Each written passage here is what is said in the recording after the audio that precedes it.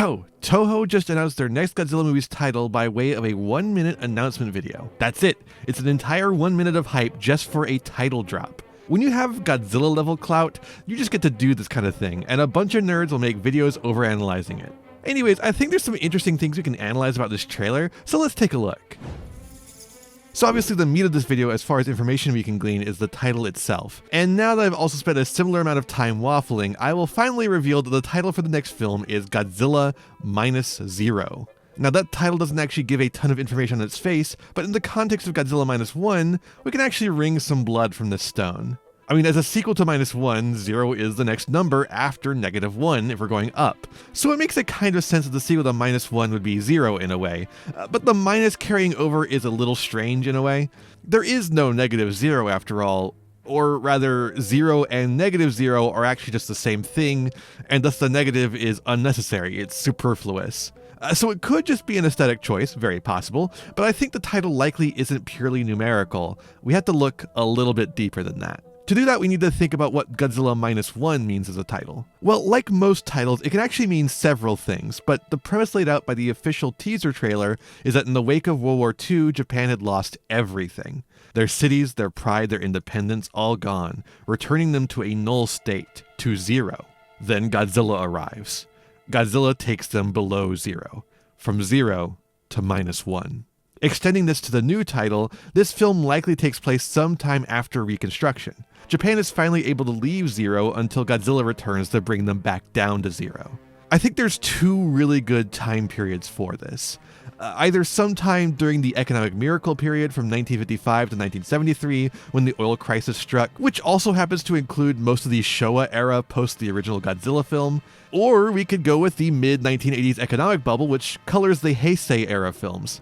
Look, I'm saying Heisei correctly now. Sorry that Child Ian screwed me over. It's taking me a lot of restraint. I already fucked it up once. These are two periods of massive economic success in Japan, where it felt like things were finally going to be okay before the realities of capitalism bear down with devastating economic crashes. Godzilla films of these eras are significantly influenced by the massive changes these economic circumstances brought with them, and in much the same way that Godzilla Minus One brought a fresh, modern perspective to the immediate post-war era through Godzilla, Godzilla Minus Zero could do the same for the economic miracle or the bubble eras.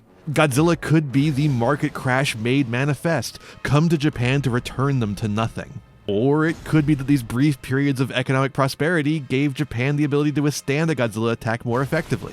Instead of -1 being the state they are returned to, it could reflect what Godzilla is able to do to them. Instead of subtracting by 1, it's only subtracting by 0. And I have what I think is a pretty interesting idea for this conceptualization of the title. You see, Godzilla Minus One was not the first Godzilla project by director Takashi Yamazaki and the rest of the creative team. The first Godzilla project they worked on was Godzilla the Ride, Giant Monsters Ultimate Battle.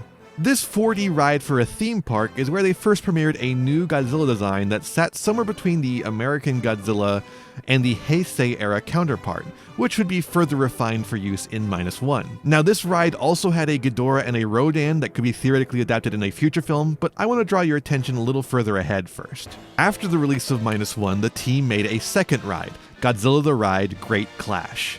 This ride introduces a new Mechagodzilla, once again merging the American film design sensibilities with the classics. In the same way that the Godzilla design from the first ride was adapted in the -1, we could potentially see a Mechagodzilla adapted from Great Clash in this new film, a shining example of Japan's former economic might that is then brought down by the return of Godzilla itself. The people spared, but their might destroyed.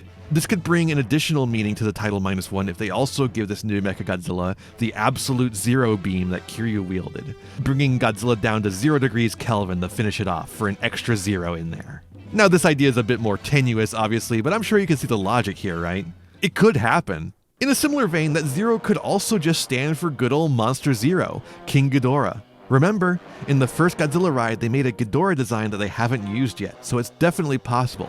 And there's supposedly a Rodan in there too, which I have never found footage of. Give me my Rodan. And really, I'd be happy with any of these. I think these are all fun ideas. Okay, so that's the easy analysis, the stuff that is even close to possible. Now, let's put on some tinfoil. So this teaser doesn't really give us much at all beyond that title, but it does have audio. It starts with blaring strings that build tension before the audio suddenly drops out just to be brought back with a soaring orchestral piece in the style of -1. Then the -1 logo pops up and a certain sound effect plays that makes it disappear to be replaced by a new title.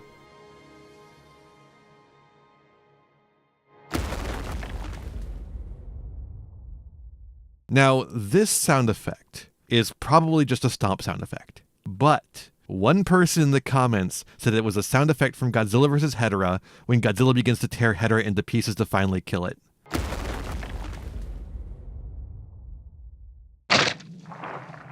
I guess they sound similar? This could be really cool though. Hedorah hasn't been in anything other than short films and comics since Final War, and that tiny appearance was the first time it showed up since its very first film. If we return to my theory of -1 being a film set in a period of economic prosperity, what better symbol could there be of the excesses and dangers of those eras than a literal pollution monster? That's why Hedorah even exists in the first place, an environmentalist warning near the end of the economic miracle. In our modern world with climate collapse on the horizon, looking back at decades of failure to rein in capital's destruction of the environment could be a really interesting angle for this film. Is it likely to happen? Probably not. In fact, I turned the volume way up on that sound effect, and I'm 99% sure that what that guy is hearing as a squish sound is actually just the crunching of rubble beneath Godzilla's feet. But it's just such a fun idea that I wanted to include it anyways. Sorry, not sorry. Godzilla vs. Hedorah is one of the most artistically interesting Godzilla films ever made, and you will never change my mind on that. If they make a movie that's spiritually inspired by that film, I will be ecstatic.